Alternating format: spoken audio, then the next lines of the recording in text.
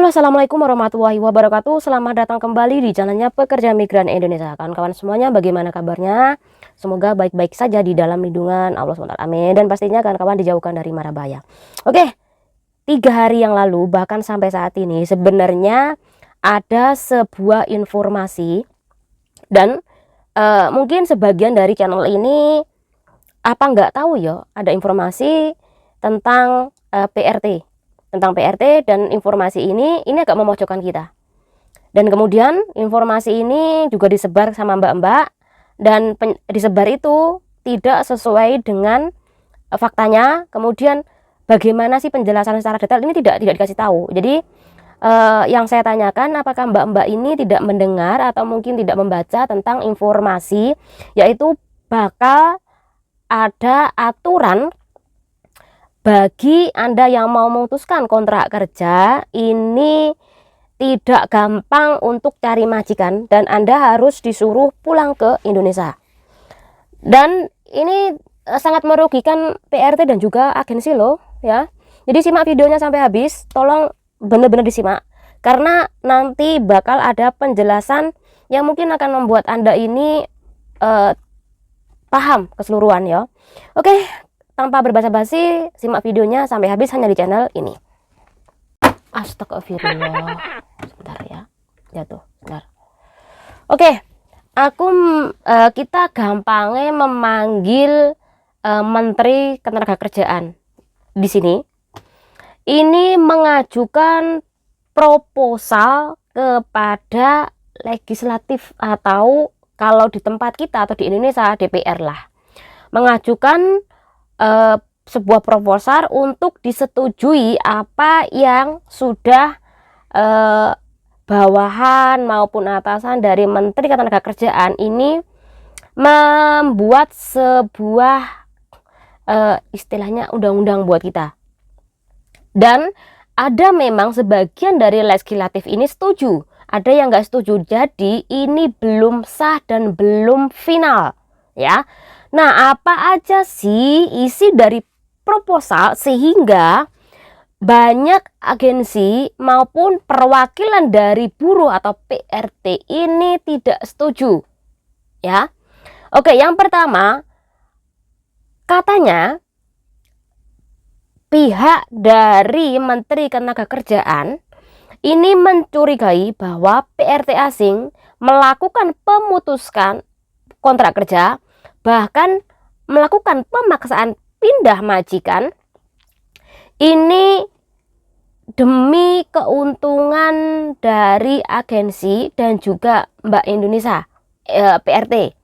Jadi hal itu juga masuk di dalam sebuah proposal yang diajukan oleh Menteri Ketenagakerjaan tadi.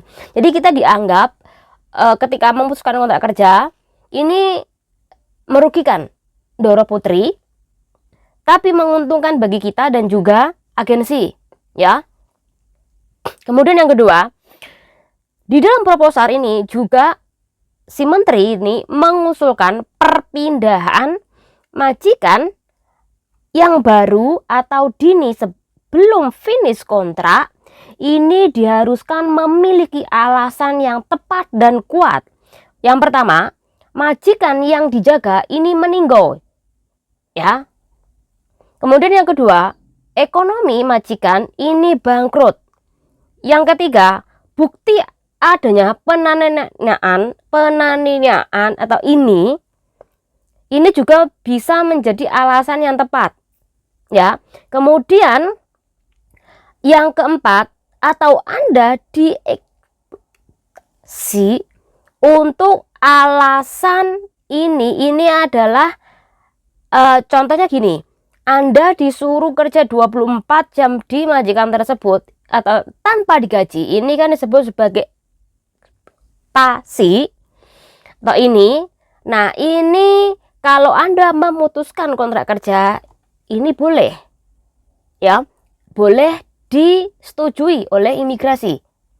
Kemudian yang kelima, perjanjian kontrak kerja belum 2 tahun ini tidak bakal disetujui ketika Anda tidak memiliki alasan yang tadi. Jadi 5. Dan sebenarnya alasan tersebut ini untuk kebijakan bagi PRT yang ketika ia ada pemutusan kontrak di majikan tersebut, kemudian ganti majikan dan tinggal di negara ini, tidak usah keluar dari negara ini atau nunggu visa di sini, itu adalah alasan dibuat bagi mbak-mbak yang tinggal atau tidak keluar dari Hong Kong. Ya, ketika Anda pindah majikan. Contoh, si Mbak A ini punya majikan yang namanya Wu Cetau. Nah, Wu Cetau ini salah satu yang dijaga, yang ngambil si Mbak A ini meninggoy atau mungkin bangkrut. Oke, berarti majikan yang lain, Wu Cetau ini harus memberikan surat finish kontrak karena mbaknya memiliki alasan tepat ketika ia pindah majikan lain, majikan si B. Ya. Jadi hal ini kemudian diterapkan bagi Anda yang mau pindah majikan. Ya. Dulu ini tidak perlu asal Anda memiliki alasan yang lain, nggak hanya masalah meninggoy, tapi ini mau dipakai untuk mbak-mbak ketika mau pindah majikan, ya. Jadi ini dimasukkan ke dalam proposal yang bakal diajukan oleh Menteri Ketenagakerjaan di DPR. Oke. Kemudian yang ketiga, agensi ini dilarang keras menawarkan hadiah sejumlah uang kepada PRT ketika mencari majikan di situ, ataupun Anda mencarikan teman Anda majikan di agensi tersebut. Ini tidak diperbolehkan. Ya, katanya ini dianggap menguntungkan pihak agensi. Ini yang keempat. Mbak-mbak tentu paham ketika Anda mengalami pemutuskan kontrak kerja, baik itu Anda di interminate atau Anda memutuskan kontrak kerja secara notis, Anda memiliki waktu selama 14 hari tinggal di negara ini. Jadi dalam waktu tersebut Anda bisa mencari majikan baru kan? Walaupun itu tidak mencukupi, tapi 14 hari lumayan lah.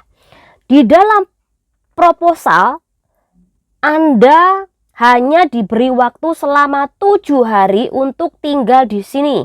Jadi yang 14 hari itu dianggap terlalu lama, diganti 7 hari. Ya. Kemudian yang kelima, yang memutuskan kontrak kerja sebelum waktunya itu harus mengganti rugi. Sebenarnya aturan ini sudah ada dari dulu ya. Ketika Anda mau interminate, ketika Anda di interminate, Anda ataupun majikan ini dapat ganti rugi kan? Nah, hal ini juga bakal dipertegas. Apakah ganti rugi nanti sebesar 1 bulan gaji? Bisa saja lebih. Ya, kalau persidangan tetap aja dimenangkan oleh majikan, maka Anda yang rugi. Jadi ini adalah salah satu isi dari proposal yang bakal diajukan Menteri Ketenagakerjaan di sebuah DPR atau legislatif. Tapi sekali lagi, ini masih diajukan, disetujui apa enggak ini tergantung nantinya, tergantung suaranya, tergantung kekuatan dari perwakilan buruh. Apakah mereka setuju atau agensi setuju, kita nggak tahu. Namun setahu saya, perwakilan buruh, kemudian perwakilan dari agensi ini tidak setuju dengan proposal yang diajukan oleh Menteri Ketenagakerjaan. Ya. Nah, bagaimana sih tanggapan perwakilan dari buruh mengenai hal ini? Oke. Jadi di situ kemarin dijelaskan dari perwakilan buruh bahwa PRT yang memutuskan kontrak kerja ini tidak mencari keuntungan dari pemutusan kontrak kerja tersebut, malah mereka rugi. Pertama, rugi waktu, kedua mereka bakal membayar agensi, kemudian akan tinggal di luar tentu butuh biaya. Kemudian biaya-biaya lainnya lagi, tentu ini 2 kali lipat dari keuntungan yang ia dapatkan. Nah, jadi hal itu yang bisa dibantahkan kepada proposal yang diajukan oleh menteri tadi. Sedangkan perwakilan dari AMCB atau Mbak Eni Lestari ini juga bilang, uang pekerja ke kantor aja bisa kok mengundurkan diri sesuka mereka. Kenapa kita tidak? Ketika kita memiliki alasan yang tepat. Alasan kelima yang di atas yang saya sebutkan tadi, ini enggak semuanya berada di titik tersebut.